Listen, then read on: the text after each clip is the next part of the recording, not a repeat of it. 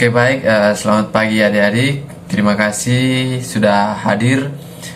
Sebelum kita memulai materi kita pada hari ini, ada baiknya kita berdoa terlebih dahulu. Berdoa dipersilakan. Berdoa selesai. Oke adik-adik, langsung saja kita memulai materi kita pada hari ini, yaitu nilai-nilai Pancasila terkait dengan kasus-kasus pelanggaran hak dan pengingkaran kewajiban warga negara dalam kehidupan berbangsa dan negara. Oke, selanjutnya bagaimana kita memahami hal-hal tersebut? Yaitu yang pertama kita harus paham hak asasi manusia dalam nilai ideal sila-sila Pancasila. Jadi nilai ideal disebut juga dengan nilai dasar berkaitan dengan hakikat kelima Pancasila, seperti itu. Yaitu yang pertama ketuhanan yang Maha Esa, kemanusiaan yang adil dan beradab, persatuan Indonesia, kerakyatan yang dipimpin oleh hikmat kebijaksanaan dalam permusyawaratan perwakilan. Lalu yang kelima, keadilan sosial bagi seluruh rakyat Indonesia. Nilai-nilai dasar tersebut bersifat universal adik-adik. Jadi universal artinya itu bersifat umum, sehingga di dalamnya terkandung cita-cita, tujuan, serta nilai-nilai yang baik dan benar. Nilai dasar ini bersifat tetap dan melekat pada kelangsungan hidup warga negara. Lalu bagaimana hubungan antara hak asasi manusia dengan Pancasila? Jadi hubungan antara hak asasi manusia dengan Pancasila dapat kita lihat pada poin-poin berikut. Yang pertama, sila ketuhanan yang Maha Esa menjamin hak kemerdekaan untuk memeluk agama, melaksanakan ibadah dan menghormati perbedaan agama.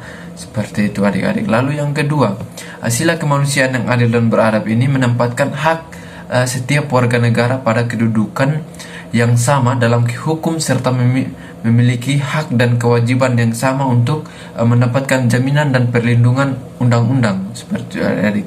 Lalu yang ketiga, persatuan Indonesia mengamanatkan adanya unsur pemersatu di antara warga negara dengan semangat rela berkorban dan menempatkan kepentingan bangsa dan negara di atas kepentingan pribadi atau golongan.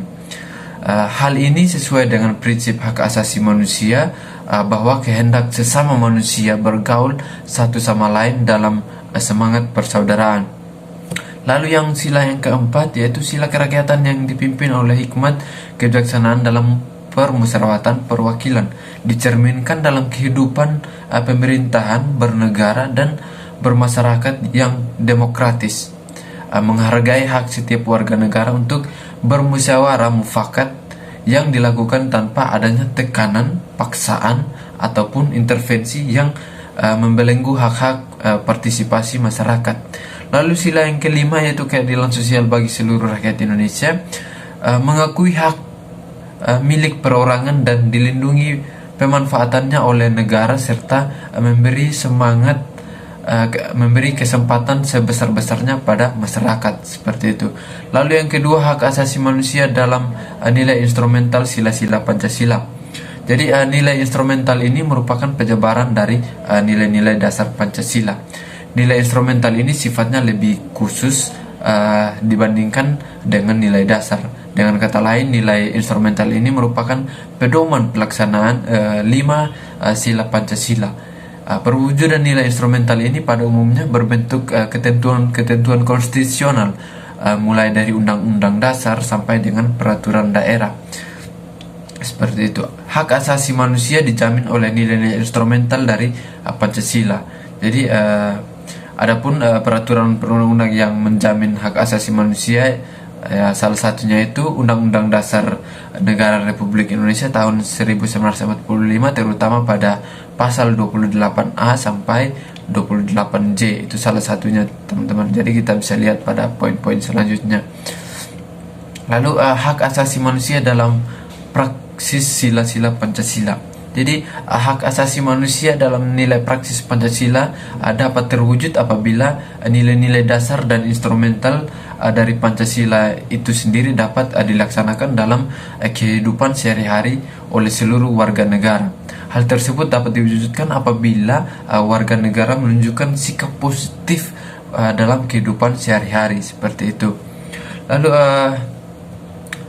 sikap yang ditunjukkan yang berkaitan dengan penegakan hak asasi manusia, yang pertama itu ketuhanan yang Maha Esa, ada hormat, saling menghormati dan bekerja sama antara pemeluk agama dan penganut-penganutnya, seperti itu, penganut kepercayaan yang berbeda berbeda-beda sehingga membina kerukunan hidup, seperti itu. Kita bisa lihat saja poin-poin berikutnya. Lalu yang kedua, kemanusiaan yang adil dan beradab, yaitu mengakui kesamaan derajat hak dan kewajiban antara sesama manusia.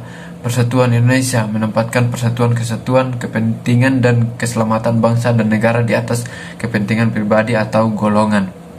Lalu yang ketiga, keregatan yang dipimpin oleh hikmat kebijaksanaan dalam permusyawaratan perwakilan, yaitu mengutamakan kepentingan negara dan masyarakat. Lalu keadilan sosial bagi seluruh rakyat Indonesia yang menjaga keseimbangan antara hak dan kewajiban, menghormati hak orang lain, seperti itu. Jadi itu pemaparan materinya adik-adik.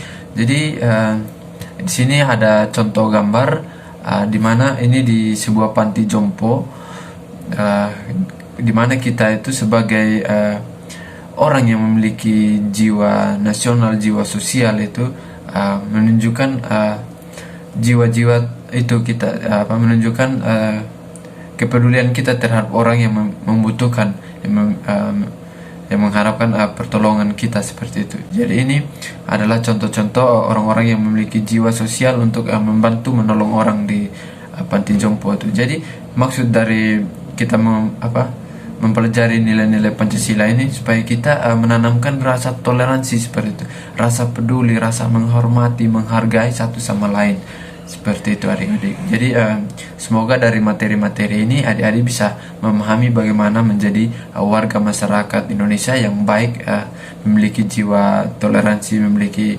jiwa sosial, jiwa menghargai, seperti itu adik-adik. Untuk itu kita lihat pada video YouTube ini di mana keadaan dan situasi di Pantai Jompo, seperti itu. Semoga dengan video ini kita bisa memiliki rasa-rasa peduli, seperti itu.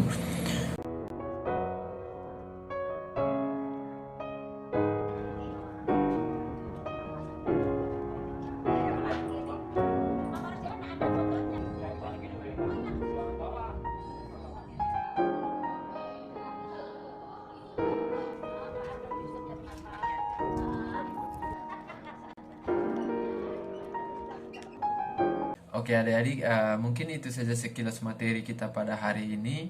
Harapan saya supaya kita bisa memahami maksud dan tujuan dari pengamalan nilai-nilai Pancasila, seperti itu.